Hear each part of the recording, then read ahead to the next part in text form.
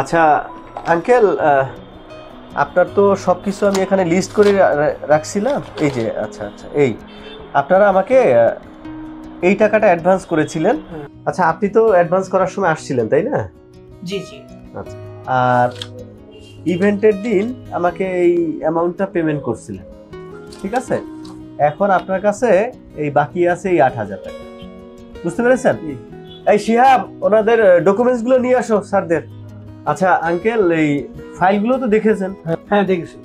কাজগুলো মাশাআল্লাহ আমার কাছে ভালো লেগেছে। আর আপনার মেয়ে এবং জামাই মাশাআল্লাহ অনেক সুন্দর, দুজনকে অনেক ভালো মানিয়েছে। আর ভাই আপনাদের ফটোগ্রাফার অনেক ভালো, সে হচ্ছে যেভাবে ছবি তুলছে সবার ছবির কোয়ালিটি অনেক সুন্দর, কিন্তু আসলে আমি সময় দিতে পারিনি কারণ অনেক আত্মীয় স্বজন ছিল, তো সবকিছু মেইনটেনেন্স আমারই করতে হয়েছে। যাই হোক, অসুবিধা নাই, নেক্সট টাইম।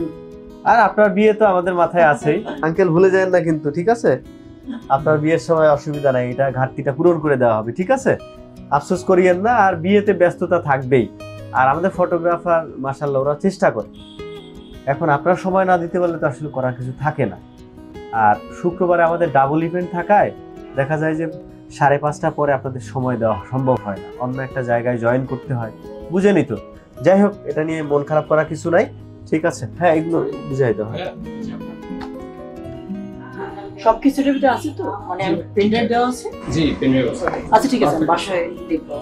আরেকটা কথা, আর আপনাকে যে পেন ড্রাইভে যে ডকুমেন্টসগুলো দেওয়া হয়েছে, এখানে যদি কোনো ধরনের সমস্যা থাকে, ফটো ভিডিও বা আদার্স, এগুলো আমাদের 3 দিনের মধ্যে জানাতে হবে, ঠিক আছে?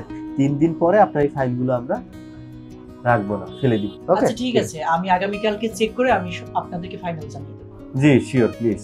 ওকে, অসুবিধা নাই। আর কাজগুলো আমি দেখাচ্ছি আঙ্কেলকে। বাবা দাদু ফোন দিয়েছে। দেখ কি বলে।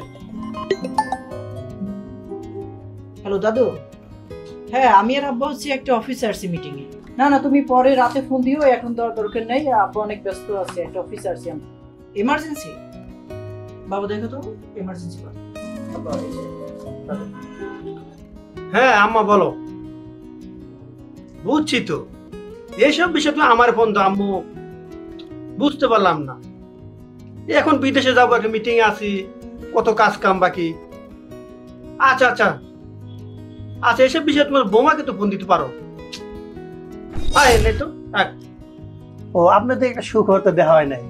আমি সব পরিবারে হজে যাচ্ছি, আপনারা দোয়া করবেন, ঠিক আছে? আপনারা দোয়া করবেন। এটা আমাদের জন্য গুড নিউজ, মাশাআল্লাহ, আলহামদুলিল্লাহ। আঙ্কেল, এখন হজে যেতে কেমন টাকা লাগে? তুমি কি জেনে কি করবা বাবা? করো তো সামান্য ফটোকপি, এই তোমার দ্বারা সম্ভব না, অনেক টাকার ব্যাপার, বুঝছো? ও আচ্ছা আঙ্কেল, বুঝতে পেরেছি।